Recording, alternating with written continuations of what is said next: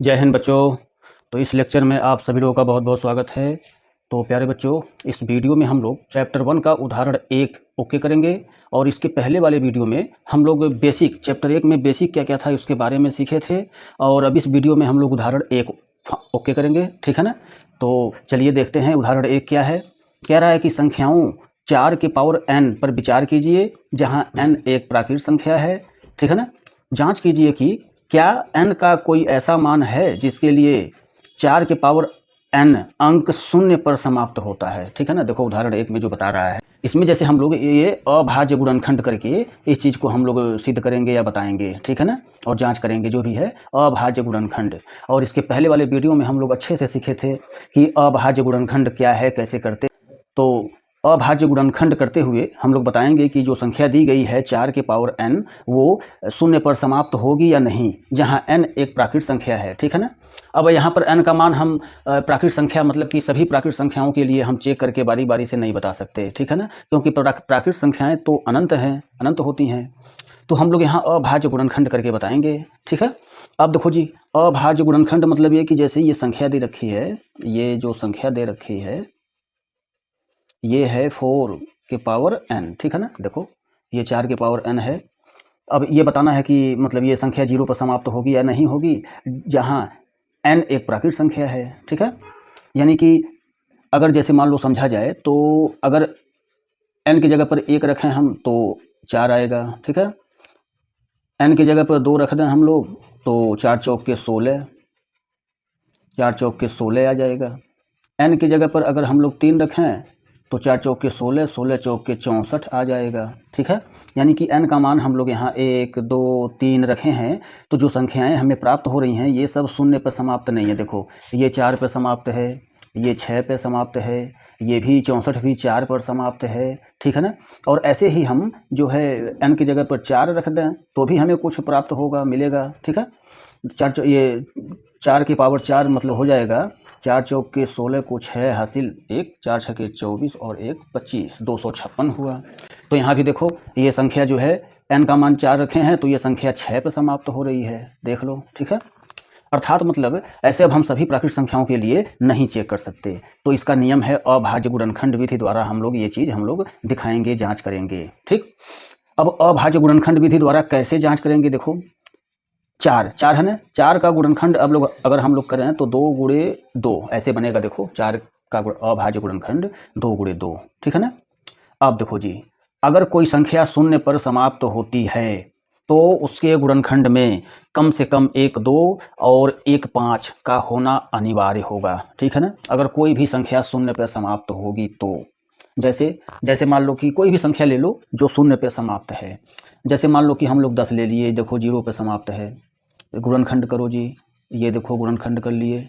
तो 10 के गुणनखंड में 0 पर समाप्त है 10 और इसके गुणनखंड में 2 और 5 देखो आ रहा है। मतलब कि जो संख्या आप लोग को याद रखना है ये कि जो संख्या 0 पर समाप्त है तो ये क्लियर है कि उसके गुणनखंड में कम से कम 1 2 और कम से कम 1 5 तो होगा ही, बाकी और अधिक तो हो ही सकता है, ठीक है। लेकिन कम से कम 1 2 और कम से कम 1 5 तो होगा ही, ठीक है ना। अगर कोई संख्या 0 पर समाप्त है तब तुम कोई सी भी संख्या ले लो, तुम 20 ले लो, देखो 20 0 पर समाप्त है, ठीक। गुणनखंड करो, ये 10 आ गया, 2 बचे, देखो कम से कम 2 और 5 तो है ही इसके गुणनखंड में, 20 के गुणनखंड में, ठीक है ना।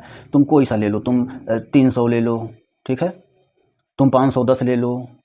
0 पर समाप्त अगर है तो उसके गुणनखंड में 2 और 5 तो होगा ही, एकदम फिक्स है। ये देखो गुणनखंड करो, 2 दूना 4, 2 पचे 10, 2 पचे 10, ठीक है। 5 से काटो, 5 पचे 25, 5 एकन्नम 5,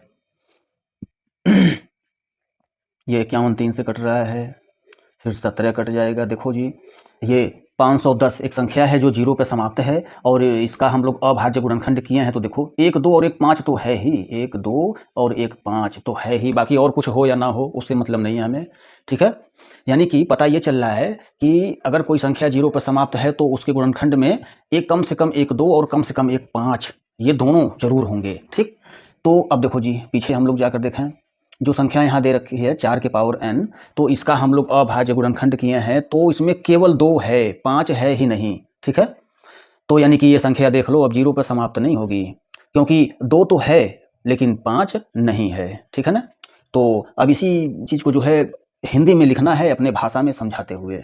ठीक है, तो चलिए हम ये काम जो हम लोग आगे कर रहे हैं, यहाँ पर लिख दिया जाए। मतलब कि देखो जी, पहले तो ये हम लोग संख्या लिख दें। संख्या बराबर 4 के पावर n दे रखा है।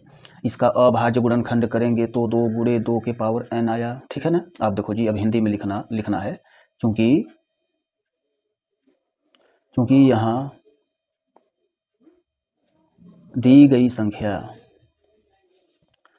यहाँ दी गई संख्या के अभाज्य गुणनखंड में 2 है, लेकिन 5 नहीं है। ठीक है ना। देखो 2 है लेकिन 5 नहीं है, इसलिए दी गई संख्या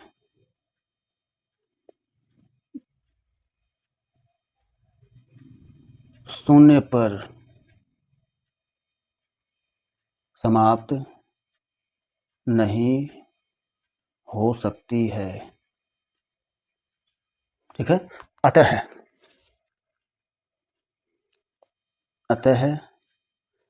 n के किसी भी मान के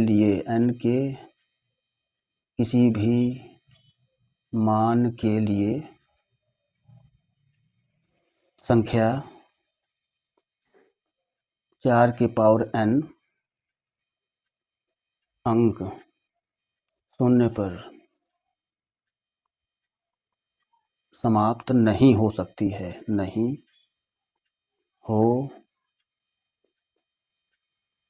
ठीक है ना। जहाँ n एक प्राकृत संख्या